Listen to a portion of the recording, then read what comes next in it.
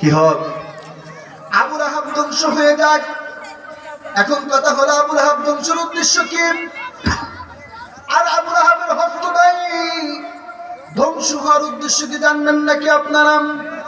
মুসলমান বন্ধুরা আমার, যখন নাকি নবী রাসূলরা যখন কালেমার দাওয়াত দিতে গিয়েছে, কালেমার দাওয়াত দিতে গিয়েছে, শুধু পাথর নিক্ষেপ করে নাই, পাথর নিক্ষেপ করে নাই, আল্লাহর নবী মুহাম্মদুর রাসূলুল্লাহর পবিত্র পবিত্র দেহ মুবারক থেকে, আল্লাহর নবী মুহাম্মদুর রাসূলুল্লাহর পবিত্র দেহ মুবারক থেকে রক্ত পর্যন্ত ঝরিয়েছে। ঠিক বললাম না ঠিক বললাম?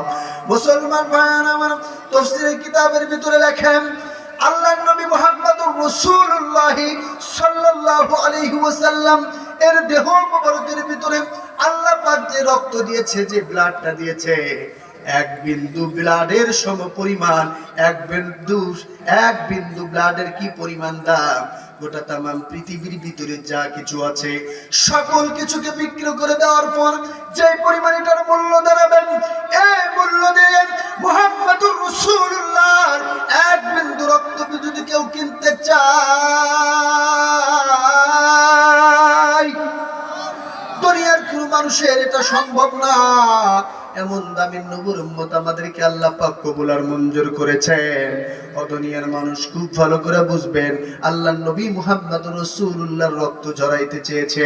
আল্লাহ পাক এই জায়গার ভিতরে আবু লাহাবের জন্য বদদুয়ার ফয়সালা করে দিলেন। আল্লাহ পাকের ফয়সালা যদি হয়, আল্লাহ পাকের ফয়সালা যদি